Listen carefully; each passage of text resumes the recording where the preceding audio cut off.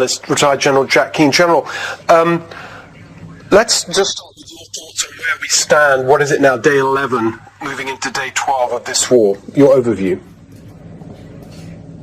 Well, we're 12 days into this, and certainly in the Russians' mind, they thought this was going to take 2 to 3 days, and the Ukrainians would pretty much lay down and not fight, and they only committed about a third of the forces that they had deployed into the area in the vicinity of Ukraine. So we're 12 days in now, and they really haven't taken a major city, Steve. Ukrainian aircraft are still flying, and that absolutely stuns me, that the Russians have not been able to gain air superiority and take the Ukrainian aircraft down, and also some of their defense systems. Their cyber attack, which is an instrument of national power that the Russians are very good at, and we assess they're good at it, has had negligible effect on this campaign. And their casualties, Steve, are way higher than anybody's expectations here, and I think they're being very deceptive about it.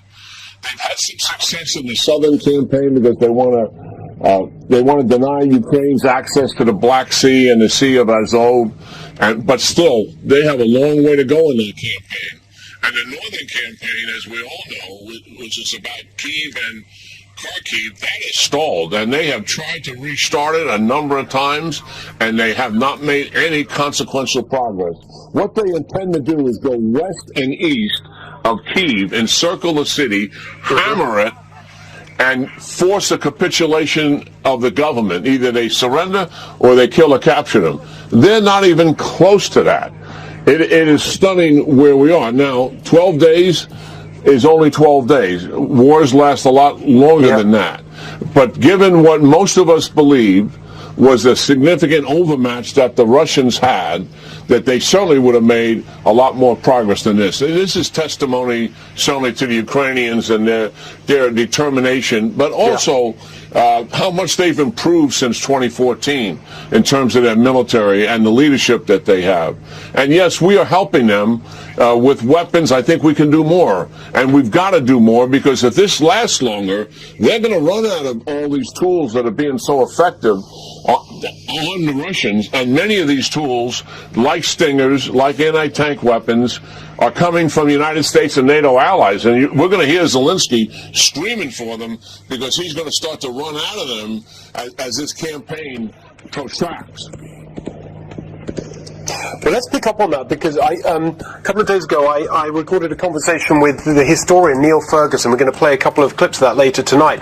But one of the things he said was, echoing your analysis then, he threw it forward and said, if we could just help the Ukrainians hang on for a few weeks, he used a few more weeks, you could see a situation where there's just no prospect for Putin of achieving the kind of victory that he wanted, and that you get to this stalemate, and that things could change, and he might have to accept that he's not going to get away with it.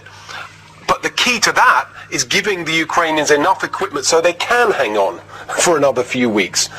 Do you share that analysis? Yeah, I mean, there's no doubt about that. I mean, Putin has serious problems here. I mean, we can dismiss the idea right now that Putin would be able to sustain an occupation of Ukraine of 45 million people over time. He'll never be able to do that. We've seen the evidence of that here. He doesn't have the forces to occupy a country of 45 million people. Not even close. And given the casualties he's got here, that's pretty serious. So that option is there. What we're talking about here is very real. We can impose significant cost on him over time, and the political situation may change as a result of it. What do we think Putin's going to do here? One, he's going to pummel a civilian population. He'll have a lot more success bombing the civilian population, regrettably, and hammering it with artillery than he's having with the Ukraine military. And he wants to break the will of that population and break the will of its leaders by killing as many of them as they can. I think he's going to go reach out and say sanctions are an act of war. Providing weapons to the adversary, to these fascists, is also an act of war. And he's going to threaten the expansion of the campaign to the people who are doing that. Certainly cyber is the easiest thing for him to use in going after the sanctions, and he has a significant cyber capability that has applied against us in the past. We will likely see him do that again. But listen, we have got to get all of this arms and equipment into them on a regular, sustained basis. And I also think that we could use some covert operations to help facilitate delivering that equipment, airdropping some of it. We have very precision point means to do that. Also, the airfields that are very remote, they don't even have lights on them at night. They're all over Ukraine like they are all over the United States. There's a lot of things that we can do to speed it up and get it into his hands. And we're going to have to press our allies on this as well. Our commitment we made, we're not going to defend them on the ground, but our commitment is we're all in, and we're not going to let this stand. And that means we got to really step up. That's now, right. It has improved over what it was. I mean, we delayed these arms during because we were afraid in the United States that if we gave them the weapons when he was mobilizing on Ukraine's border, that would provoke the attack. And that is shameful, and it's a lack of spine to come to a conclusion like that.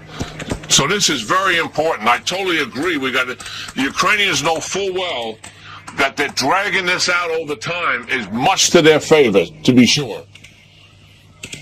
Exactly, and we need to be there. And it's fantastic to have your analysis and your specific points you made there about exactly what we need to do. We're going to keep up the pressure. General Keane.